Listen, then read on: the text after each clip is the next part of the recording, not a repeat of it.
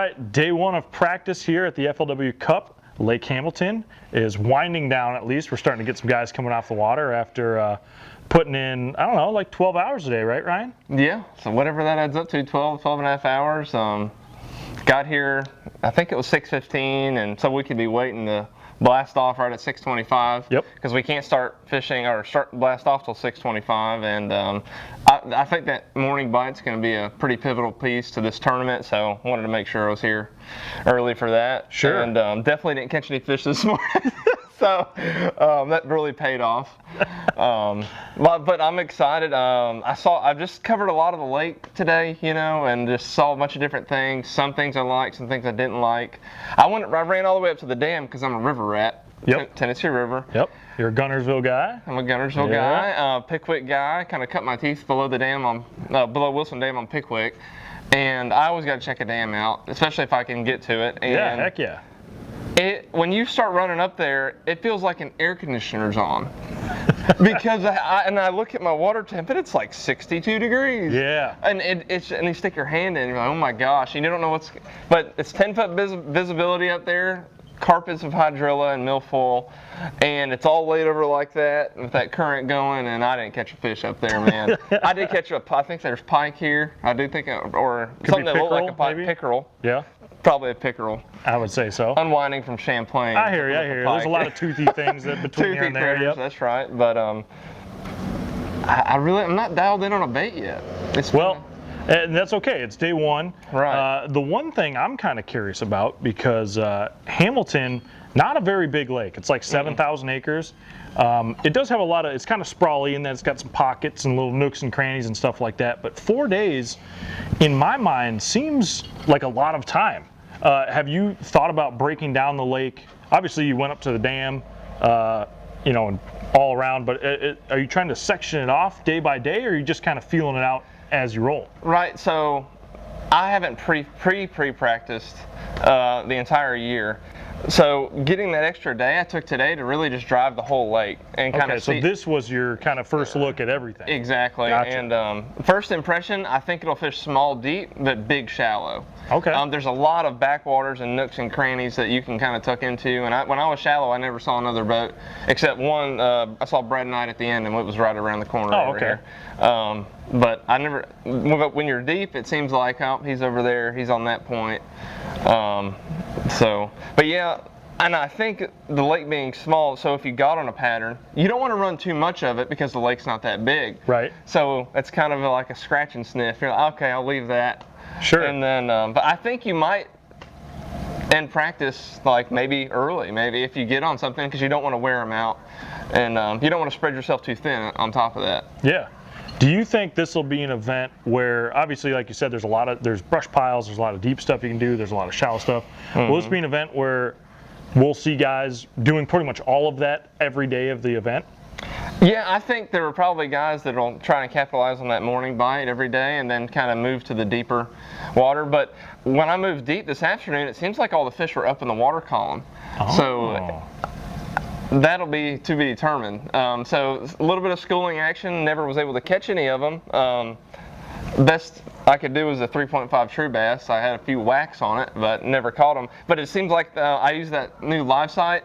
Yep. I might just turn it off because I couldn't even, I could see them, oh, they're over there, and then you see them and they come up and you throw at them and you can't catch them. And it's great when you can catch the fish you're seeing, but when you can't catch them, right, it's almost like a nail in your side and it just needs to get turned off. So I'll leave it linked to the HDS 16 and probably just fish blind. There you go.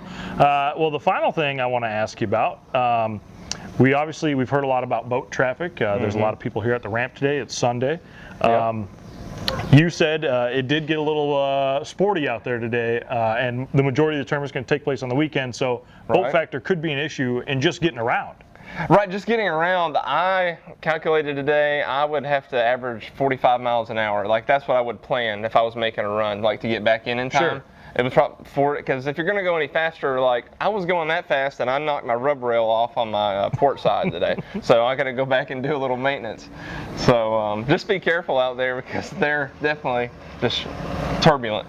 Oh yeah, I think that's a good early preview of Hamilton. I like that you got a feel for it, right? Yeah. You get a first look. There are big ones in here, so like your Tennessee River, you know, Yeah. like you could find you an 8-pounder. Right, I did see a couple big ones just on the side of boat dock, like, you know, just doing that thing where they're sitting there, not interested, and you just wave at them as you go by. Yep, just keep boys. Yep. You're like, waypoint, maybe you'll bite in the tournament, I don't know. Yeah, maybe you want to eat a super small Senko on 2-pound test or something like that. Yeah, I'll have to take some notes from you on that. Well, with that, Ryan, I'm gonna let you get rolling. Awesome. Good luck this week. Thank you. Rolling along here, we got Braxton Setzer. Braxton, you're off a solid season on tour. You're back in Hot Springs. You fished down here last year, except you're on Ouachita. Now we get a look at Hamilton. So what are your thoughts so far?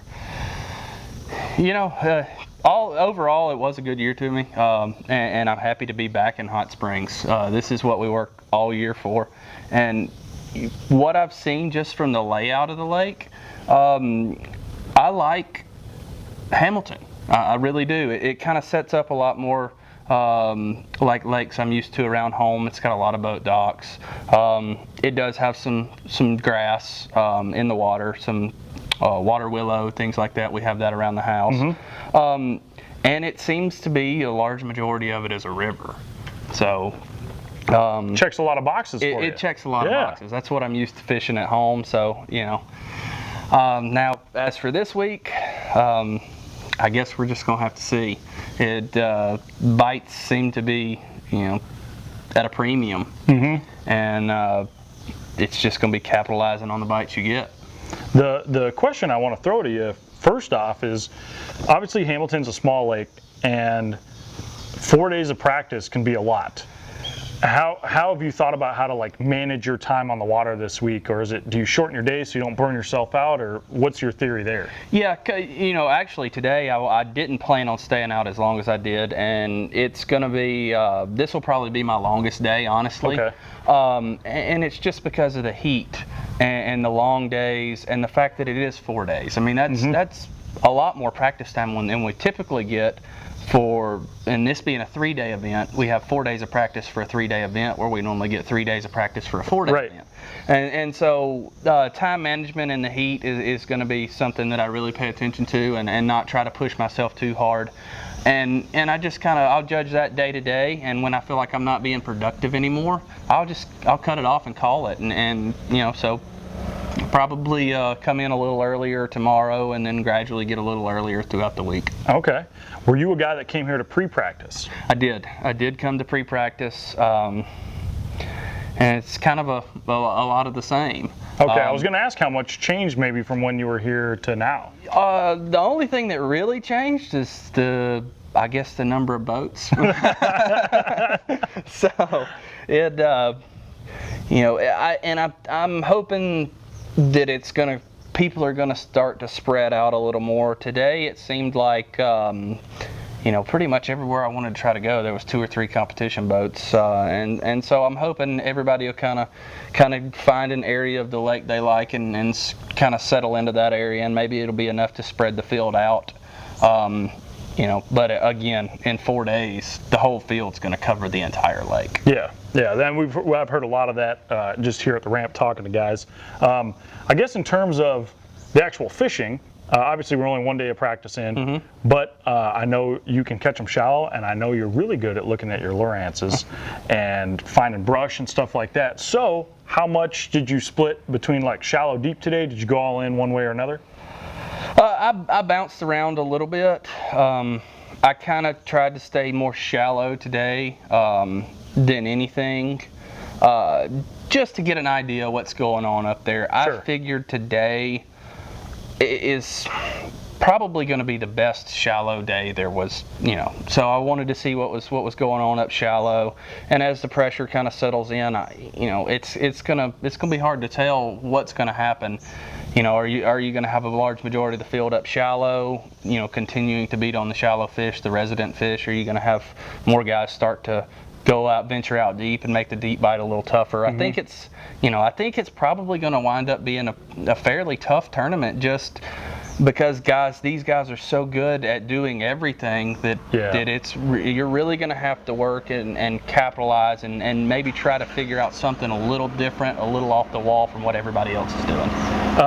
you mentioned shallow deep, but the schooling bite from some of the locals that I've talked to, they say that's kind of potentially the X factor. Did you investigate any of that at all today? I tried. And it's just, I'm not overly impressed with it, to be honest with you. I figured, in pre-practice, I saw a little bit of it, but they were all just little guys. Okay. And like spotted bass or little largemouths? Both. Okay. But they all seem to be like 8 to 10 inchers, and I'm sure little, they're little. Yeah. And they're chasing little bait. And so, I was hoping there was a little bit of a cool snap right after it went off limits, and I was hoping that was gonna maybe push some of those bigger fish into that early fall schooling pattern. And somebody may find them. I may wind up finding a place that's got nice fish schooling in it. It's that is definitely going to be an X factor, because if you got on a schooling deal and could get right in a hurry, then that could be a game changer in this tournament. Well, and obviously you still have plenty of time left to investigate that and expand more. I just kind of want to get your thoughts on if you'd seen any of it, because I know you know how to catch a schooler or two. So I guess with that, Braxton, I'm going to let you get to some air conditioning, because absolutely. it was a hot one today, and it's only going to get hotter as the week rolls on. So best of luck to you, man. Thank you, sir.